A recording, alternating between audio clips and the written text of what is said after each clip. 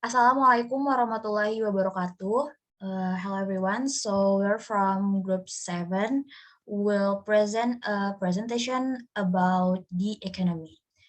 So without any further ado, let's go to the first slide, first material.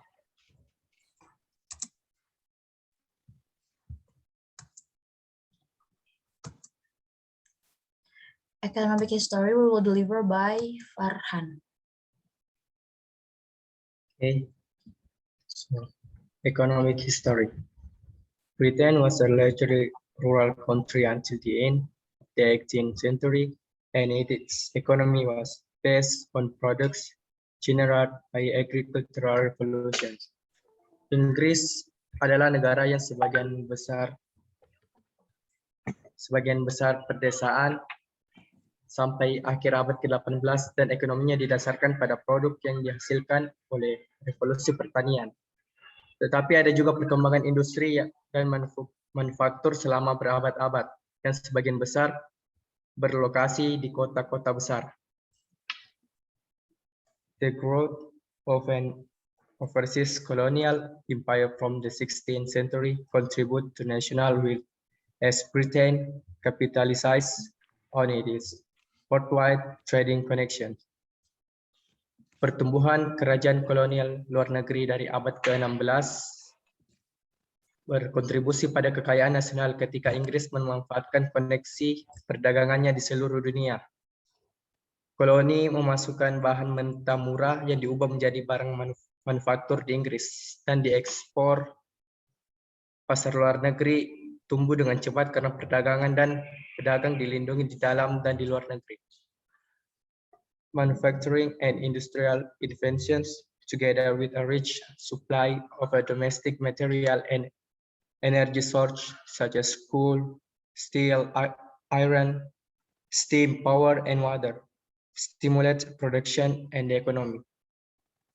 Penemuan-penemuan manufaktur dan industri bersama-sama dengan pasokan bahan-bahan domestik dan sumber energi yang kaya seperti batu bara, baja, besi, tenaga uap, dan air mendorong produksi dan ekonomi. Kota-kota industri diperluas, pabrik-pabrik dibangun, dan sistem transportasi jalan, kanal, dan kereta api dikembangkan. But industry some people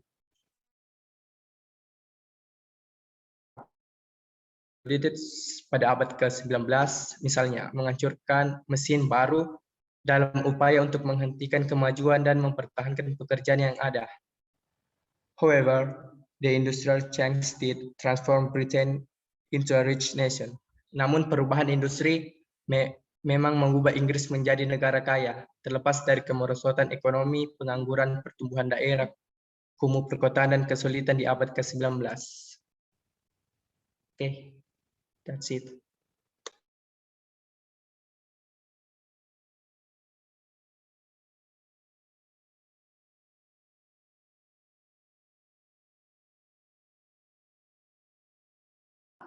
Faraz, your turn.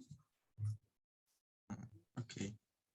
The modern economy, policy, structure, and performance.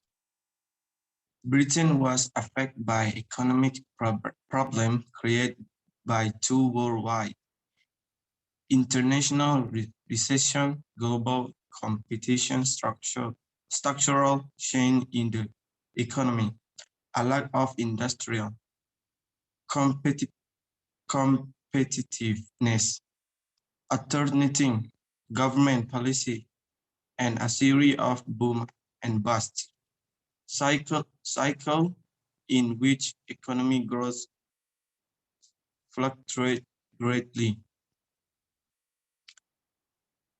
The Britain was affected by economic problem in the Second World War. Structural change in the economy, a lack of industrial government policy in which economic growth fluctuates greatly. Economic policy, the government has been involved in economic planning since the 1940s, and the economic performance is linked to financial and fiscal policy. Since 1988, the government has been transferred, and the government is expert to help people with economic problems, but conservative, gradually recover policy. Economic structure, companies in country and abroad may sometimes be predictable between companies that are equal, but control affect different part of economy, such as a car, hotel.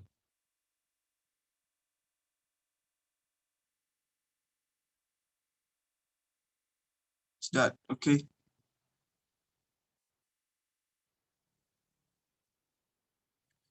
In 1948, the United Kingdom made 22% of the world export industry, down to 6.5% by 1898.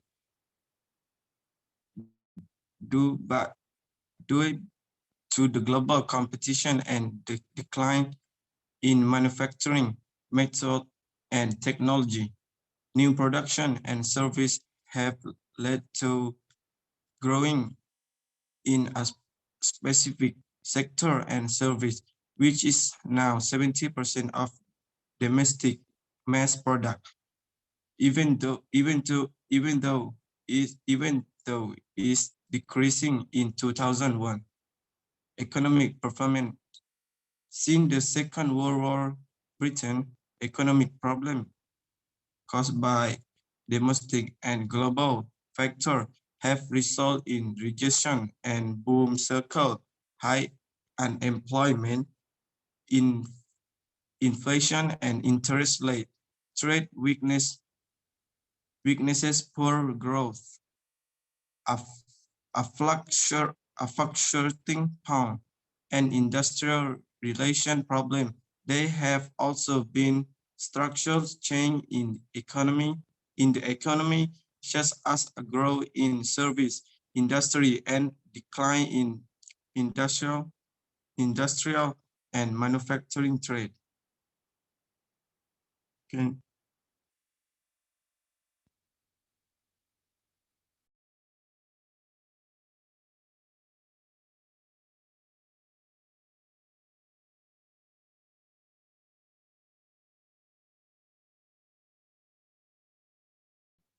Salwa di mute. Social class, the workforce, and employment. Social class Britain has been variously defined by material wealth. Class in Britain has been variously defined by material wealth, like ownership of the means of production as against the seller of labor, reduction in job status, accent and dialect, birth and breeding, and sometimes by lifestyles.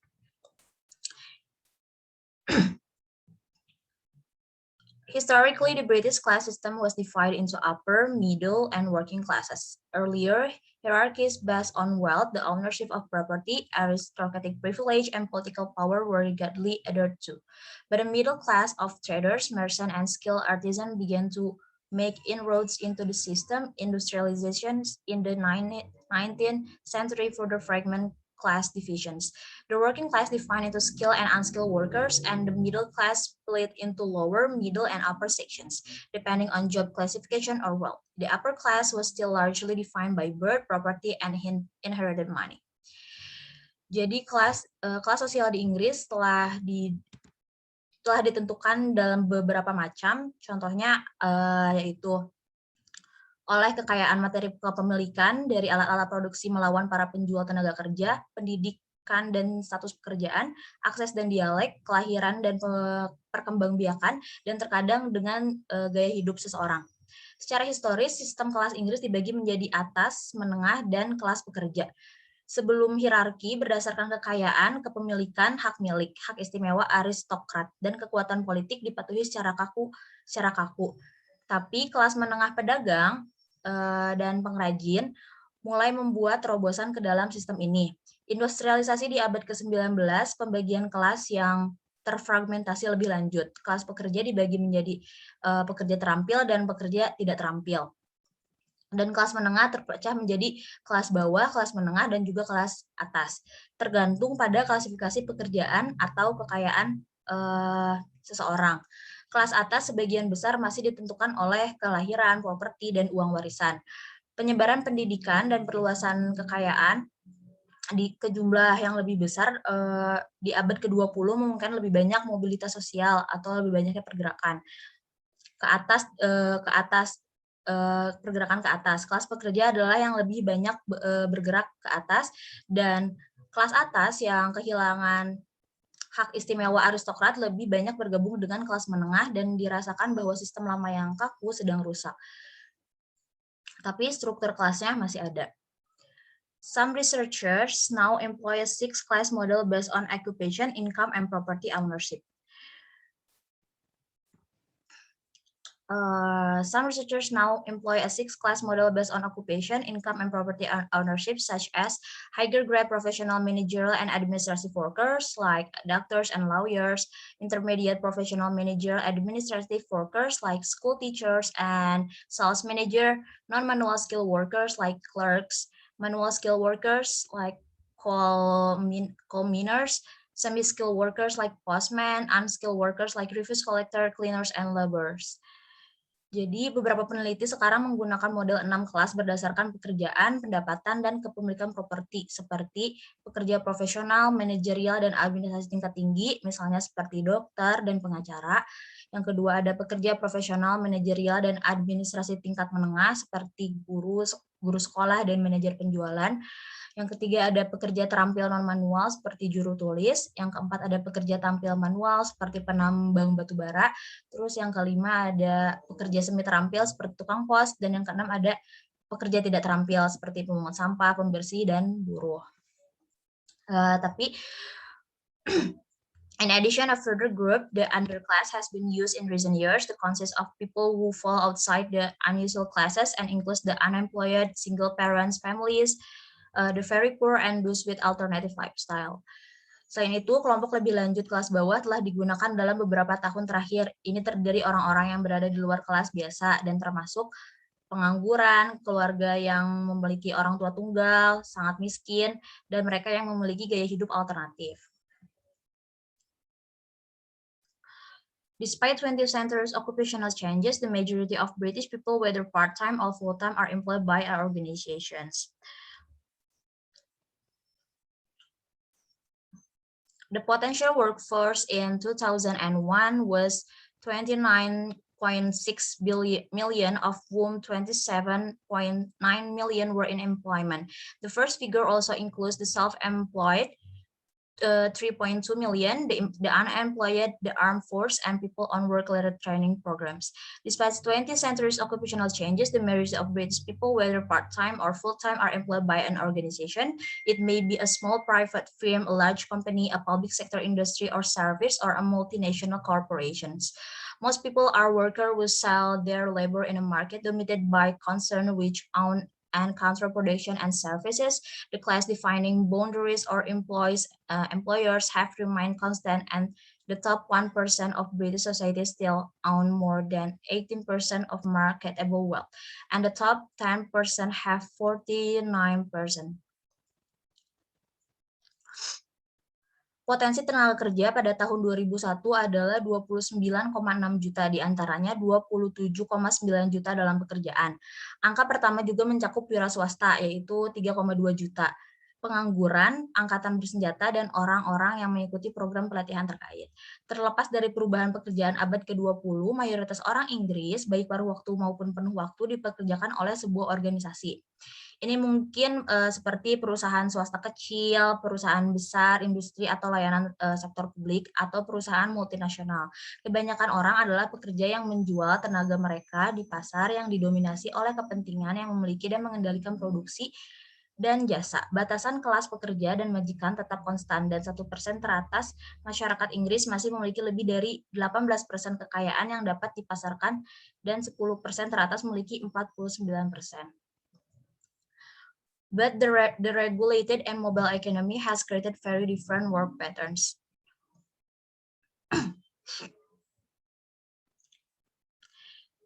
Manufacturing has declined, service trade have increased, self-employment has risen, managerial and professional fields have expanded, and there are more part-time, 6.8 million in 2001, and temporary jobs. Manual jobs have decreased in number, non-manual occupation have increased, the working class has been eroded by salaried jobs, and the workforce has become more white-collar and better educated. Namun deregulasi dan ekonomi seluruh telah menciptakan pola kerja yang sangat berbeda. Manufaktur yang telah menurun, perdagangan jasa meningkat, wirausaha telah meningkat, bidang manajerial dan profesional telah berkembang, dan ada lebih banyak pekerjaan paruh waktu, 6,8 juta pada tahun 2001. Dan pekerjaan temporer, pekerjaan manual telah berkurang jumlahnya, pekerjaan non-manual telah meningkat, kelas pekerja telah terkikis oleh pekerjaan bergaji, dan tenaga kerja menjadi lebih kerah putih dan berpendidikan lebih baik. Women in 2001 were 55% of the labor force and are the principal breadwinner in 30% of households.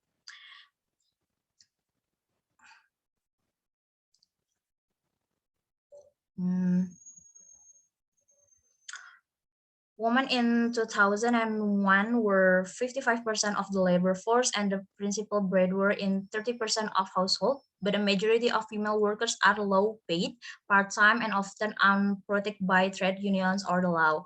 Also, women form 52% majority of the population, are increasing their number in higher education, the professional and white-collar jobs.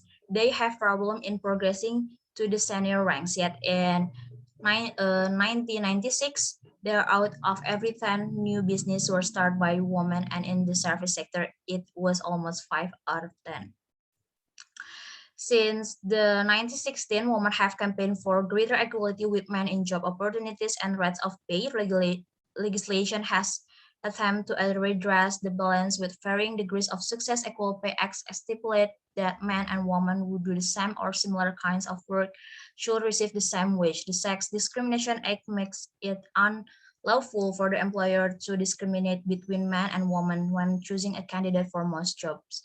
The Equal Opportunity Commission monitored this legislation and brings cases when there have been breaches of the act, but the average weekly wage of women is still only 79% of the average paid to men, particularly in industry and the service sector.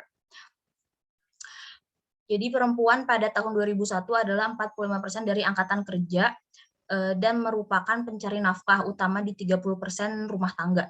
Tetapi mayoritas pekerja perempuan dibayar rendah, paruh waktu, dan seringkali tidak dilindungi oleh serikat atau hukum. Meskipun perempuan merupakan 52% mayoritas populasi dan meningkatkan jumlah mereka di pendidikan tinggi, pekerjaan kerah putih mereka memiliki masalah dalam maju ke peringkat senior. Namun pada tahun 1996, 3 dari setiap 10 bisnis baru dimulai oleh perempuan, dan di sektor jasa hampir 5 dari 10.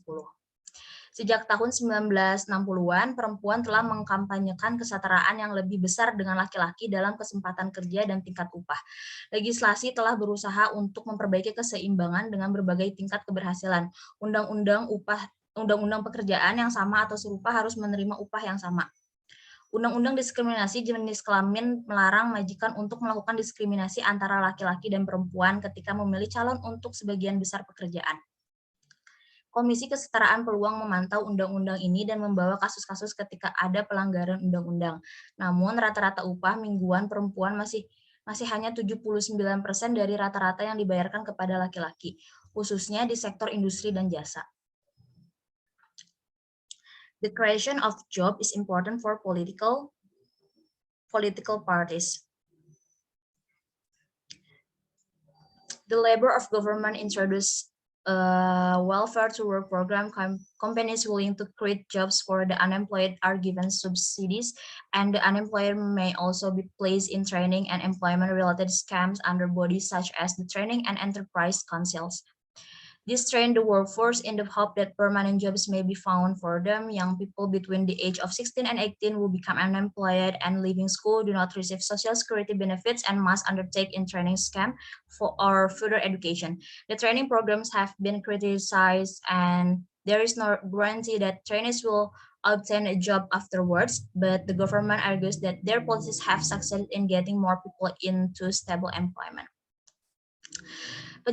Penciptaan lapangan kerja penting bagi partai politik. Pemerintah Partai Buruh memperkenalkan program kesejahteraan untuk bekerja. Perusahaan yang bersedia menciptakan lapangan kerja bagi para penganggur dan diberi subsidi.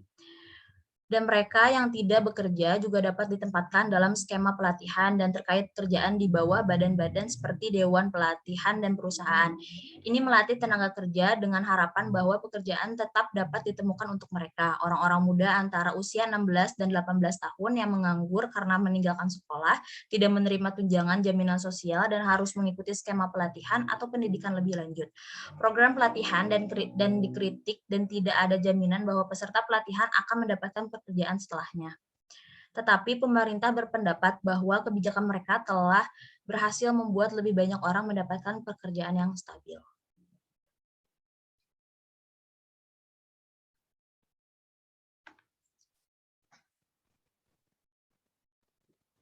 Financial institutions are central actors in the economy.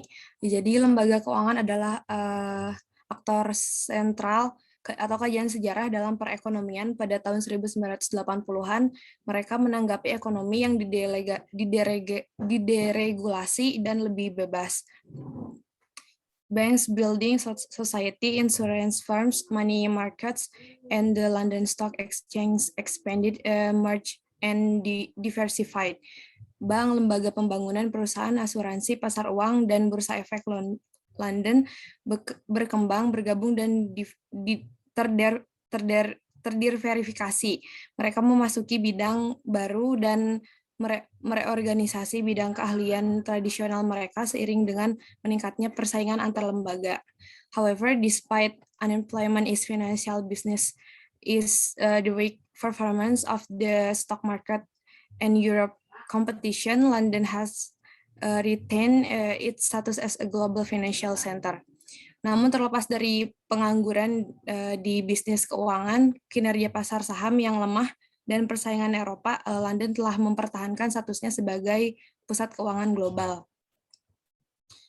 The square mile of the city of the London with its banks, insurance houses, legal firms, and financial dealers of offices has always been a center of British and world finance.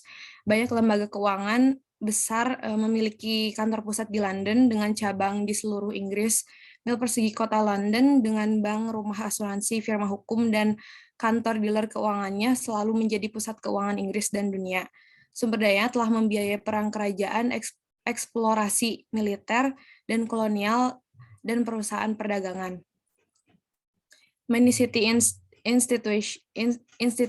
institutions were founded in the 17th and 18th centuries as Britain's prosperity and overseas trade grew, such as the insurance firms Lloyd 6080, the London Stock Exchange 7073, and the Banks of England 6094. Banyak institusi kota didirikan pada abad ke-17 dan ke-18 seiring dengan berkembangnya kemakmuran Inggris di perdagangan luar negeri seperti perusahaan asuransi Lloyds 1680-an dan London Stock Exchange 1773 dan Bank of England 1694. And the Bank of England, the old lady of Threadneedle Street in the country central bank, also previously nationalized, is now independent 1997 of the government and sets internet rates to control inflations. Bank of England of the Old Lady of Threadneedle Street adalah bank sentral negara, meskipun sebelumnya dinasionalisasi sekarang independen 1997. Dan lembaga ini menyesuaikan tingkat suku mereka. Ini adalah bank pemerintah agen untuk bank sentral komersial dan asing Inggris, mencetak uang untuk Inggris dan Wales, mengelola uang negara dan cadangan emas, dan mendukung pound dengan membeli pound itu di bursa mata uang asing. The other main banks which provide banking services throughout Britain are the central clearing banks, of which the most important are HSBC, Lloyds TSB, the Royal Banks of Scotland, including National, Westminster, and Barclays. Bank utama lainnya yang menyediakan layanan perbankan di seluruh Inggris adalah bank clearing sentral. Yang paling penting adalah HSBC, Lloyds TSB, the Royal Banks of Scotland, termasuk National, Westminster, dan Barclays. The give advice and finance to commercial and industrial business, but in Britain and overseas, advise company on takeovers and merge, provide financial assistance of foreign transactions, and organize a range of financial service for individual and corporations. Mereka memberikan nasihat dan keuangan untuk bisnis komersial dan industri, baik di Inggris maupun di luar negeri. Memberi nasihat kepada perusahaan tentang pengambil alihan dan merger, memberikan bantuan keuangan untuk transaksi luar negeri, dan mengatur berbagai layanan keuangan untuk individu dan perusahaan. The London Stock Exchange is the market for the buying and selling of quote stock and share of British public company in a few overseas. London Stock Exchange adalah pasar untuk pembelian dan penjualan saham yang dikutip atau terdaftar dan saham di perusahaan publik Inggris dan beberapa di luar negeri. Other money markets arrange deals on the euro markets in foreign currencies, trade on financial future, speculation of future price and commodity, arrange gold dealings on the London gold market, and transact global deals in the commodity, shipping, and freight market. Pasar uang lainnya mengatur transaksi di euro market dalam mata uang asing, perdagangan berjangka, keuangan spekulasi harga komoditas di masa depan, mengatur transaksi emas di London Gold Market, dan melakukan transaksi global di pasar komoditas pengiriman di pengangkutan. But as money market have expanded and become freer, there have been fraud case, collapse, and financial organization and financial scandals. Namun karena pasar uang telah berkembang dan menjadi lebih bebas, ada kasus penipuan, runtuhnya organisasi keuangan, dan skandal keuangan. The Labour government also now more friendly towards the business world than in the past, create Watchdog the Financial Services Authority in 2000 and a financial ombudsman in 2001 to oversee all financial dealings. Pemerintah buruh meskipun terkadang lebih ramah terhadap dunia bisnis daripada di masa lalu, menciptakan pengawasan atau otoritas jasa keuangan pada tahun 2000 dan ombudsman keuangan pada tahun 2001 untuk mengawasi semua urusan keluarga. Next.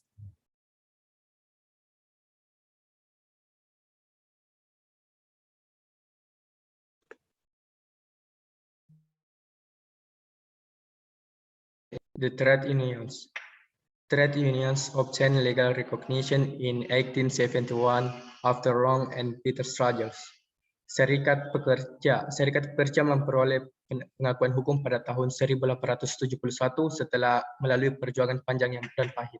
Gerakan serikat pekerja sangat terorganisir dengan keanggotaan 7,1 juta orang, tapi yang turun dari 12 juta pada tahun 1978.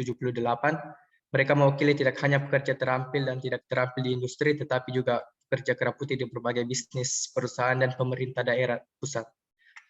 Asosiasi profesional lainnya seperti Masyarakat Hukum, Federasi Polisi, dan Asosiasi Medis Inggris menjalankan peran perwakilan yang sama untuk anggotanya. Members of the unions pay annual subscriptions to their unions and frequently to the Labour Party unless they elect not to pay this latter amount. Anggota serikat pekerja membayar iuran tahunan ke serikat mereka dan sering ke partai buruh, kecuali jika mereka memilih untuk tidak membayar jumlah yang terakhir ini. Dana tersebut menyediakan kegiatan dan layanan serikat pekerja, seperti bantuan hukum, keuangan, dan profesional. Serikat pekerja bervariasi dalam kekayaan dan orientasi politik mereka. Other unions comprise workers who are employed in different areas of industry or commerce, such as the transport and general workers union. Serikat pekerja lainnya terdiri dari pekerja yang dipekerjakan di berbagai bidang industri atau perdagangan, seperti serikat pekerja transportasi dan umum. Beberapa serikat pekerja telah bergabung dengan yang lain di bidang yang sama untuk membentuk serikat baru, seperti Unison atau pekerja layanan publik, yang sekarang terbesar di Inggris dengan 1,4 juta anggota. Many trade unions are affiliated to the Trade Union Congress, or TUC, which was founded in 1868. Banyak serikat pekerja yang berafiliasi dengan Trade Union Congress yang didirikan pada tahun 1868, berfungsi sebagai organisasi payung untuk mengkoordinasikan kepentingan serikat pekerja dan but the influence of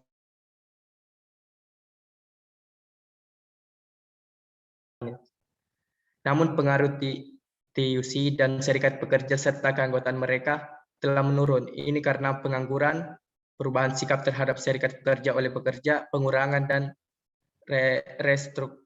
restrukturisasi industri, dan undang-undang konservatif. Tetapi klaim gaji meningkat lagi dan ada juga pengaturan untuk pengakuan hukum serikat pekerja di tempat kerja di mana mayoritas pekerja menginginkannya, dan untuk konsultasi dengan pekerja dalam hal-hal seperti pemutusan hubungan kerja. Legislation has controlled extreme union practice and introduced democratic procedures into union activities. Legislasi telah mengendalikan praktik serikat pekerja yang ekstrim dan memperkenalkan prosedur demokratis ke dalam aktivitas serikat pekerja. Keanggotaan akar rumput menjadi lebih independen dari bos dan aktivitas serikat pekerja, lebih bertekad untuk mewakili keinginannya sendiri, dan prihatin untuk menyembuhkan pelanggaran dalam gerakan buruh. In some cases, strikes are seen as legitimate and find public support. Dalam beberapa kasus, pemogokan dianggap sah dan mendapat dukungan publik, tetapi yang lain yang jelas-jelas politis tidak populer dan ditolak.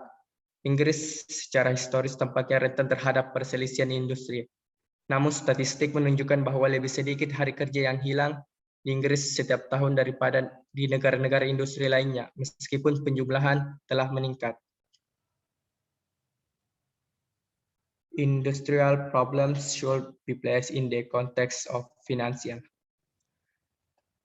Masalah industri harus ditempatkan dalam konteks imbalan finansial.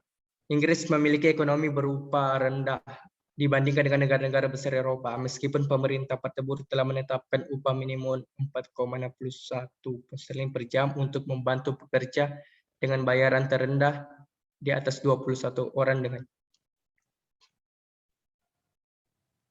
rewards.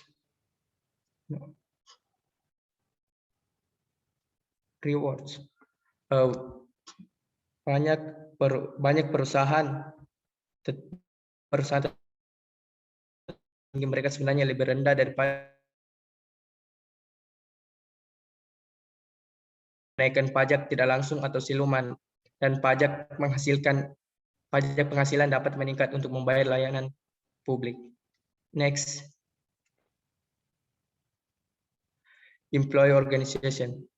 Organisasi pengusaha. There are some 101 employees and manager associations in Britain, which are mainly associated with companies in the private sector. Ada sekitar 101 asosiasi pengusaha dan manajer di Inggris yang sebagian besar terkait dengan perusahaan di sektor swasta. Mereka mempromosikan hubungan industrial yang baik antara bisnis dan tenaga kerja mereka. Sebagian besar mereka adalah anggota Konfederasi Industri Inggris atau CBI.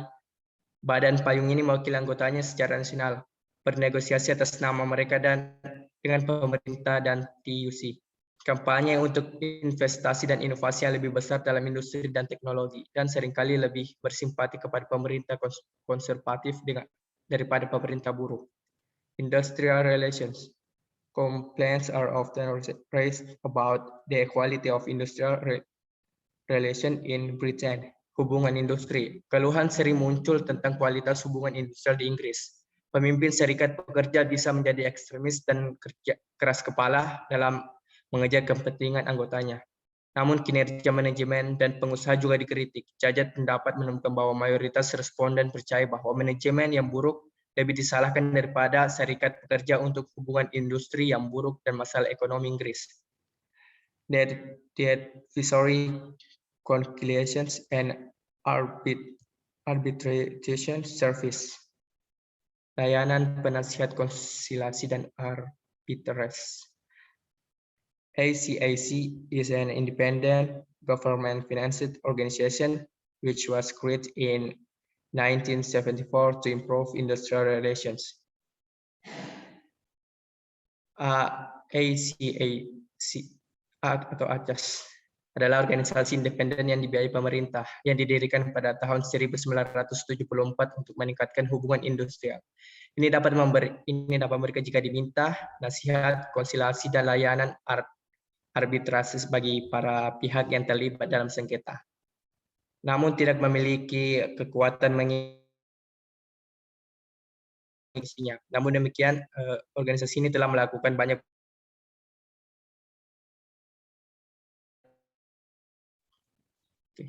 That's it.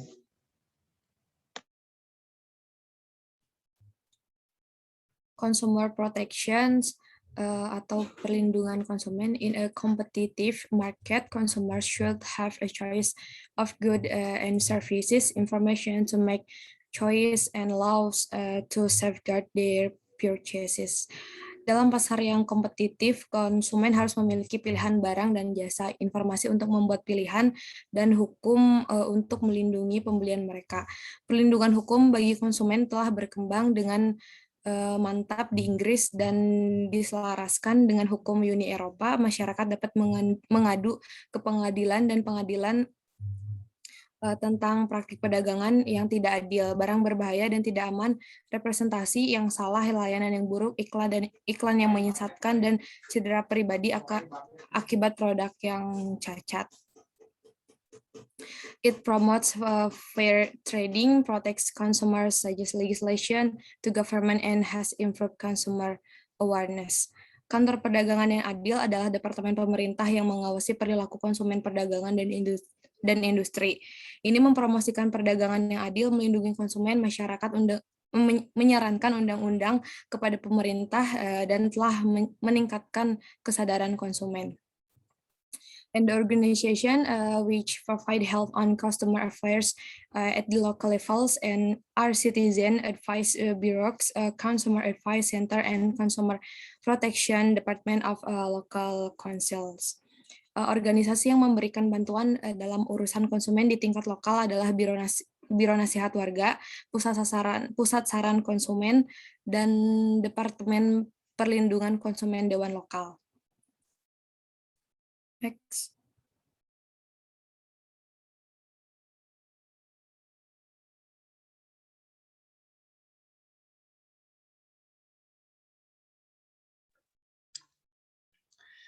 Next is attitude to the economy or sikap terhadap ekonomi.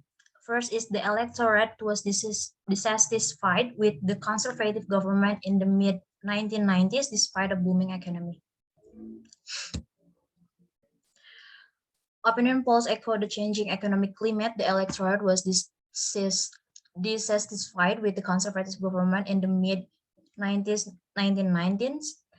Despite a booming economy, general election in 1997 and 2001 show that voters were willing to trust the Labour Party to run the economy efficiently because it had adopted centrist, pragmatic, and low taxation policies, but polls in 2000 and 2001 show disillusionment with the Labour government on public service issues.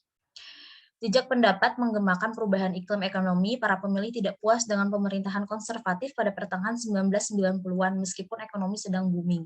Pemilihan umum pada tahun 1997 dan 2001 menunjukkan bahwa pemilih bersedia mempercayai partai buruh untuk menjalankan ekonomi secara efisien karena telah mengadopsi kebijakan sentris, pragmatis, dan perbajakan rendah. Tapi jejak pendapat pada tahun 2000 dan 2001 menunjukkan kekecewaan dengan pemerintah Partai Buruh pada masalah pelayanan publik. The economy still concern British people in areas such as unemployment, industrial decline, inflation, interest rates, and price and taxation. The economy still concern British people in areas such as unemployment, industrial decline, inflation, interest rates, price, and taxation, will suggest that in a mobile and deregulated market, job security or the ability to get another job if one is lost is a priority of job seekers trying ahead of work satisfaction, promotion, and working condition. Britain also has reputation as a country of workaholic where people work the longest hours in Europe. Despite an EU maximum working week of 48 hours of choice, enjoyment, ambition, coercion, or desperation not to lose one's job. However, it seems that a majority of British people are very or fairly satisfied with their jobs, and only a small minority are either fairly or very dissatisfied. Perekonomian masih mengkhawatirkan orang-orang Inggris di berbagai bidang seperti pengangguran, penurunan industri, inflasi, suku bunga harga, dan perpajakan. Jejak pendapat menunjukkan bahwa di pasar yang bergerak dan terderegulasi, keamanan kerja atau kemampuan untuk mendapatkan pekerjaan lain jika ada yang hilang adalah prioritas pencari kerja, diurutkan di atas kepuasan kerja, promosi, dan kondisi. Inggris juga memiliki reputasi sebagai negara pecandu kerja, di mana orang bekerja dengan jam kerja paling lama di Eropa. Walaupun Uni Eropa minggu kerja maksimum adalah 40 jam yang mungkin akan diwajibkan pada tahun 2003. Ini mungkin karena pilihan, kesenangan, ambisi, paksaan, atau keputusan untuk tidak kehilangan pekerjaan.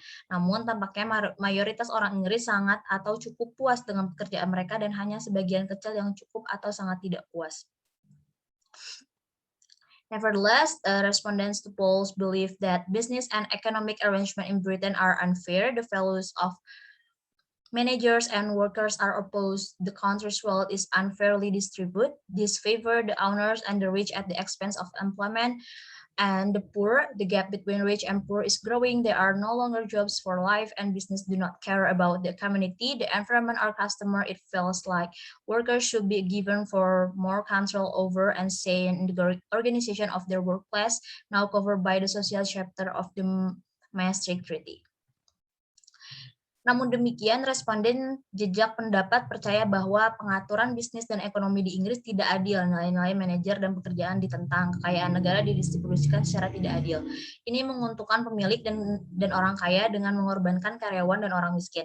Kesenjangan antara yang kaya dan yang miskin tumbuh, tidak ada lagi pekerjaan seumur hidup, dan bisnis tidak peduli dengan masyarakat, lingkungan, atau pelanggan. Dirasakan bahwa pekerja harus diberi kontrol lebih besar atas mengatakan dalam organisasi tempat kerja mereka. Sekarang dicakup oleh bab sosial dan perjanjian Maastricht.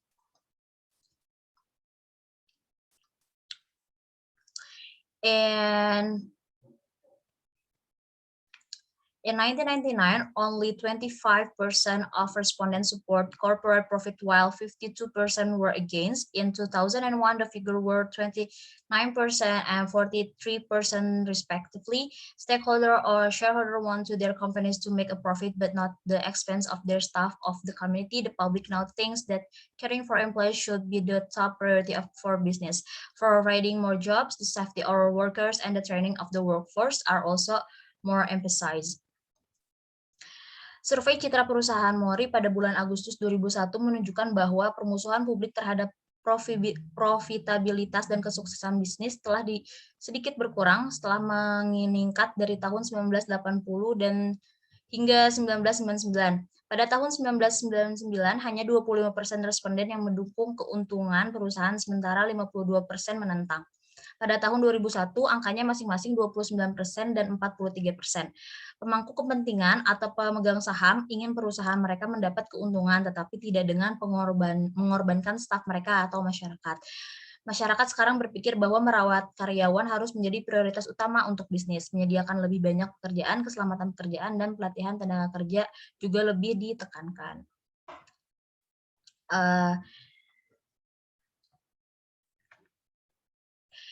Okay, maybe that's all from us from Group 7.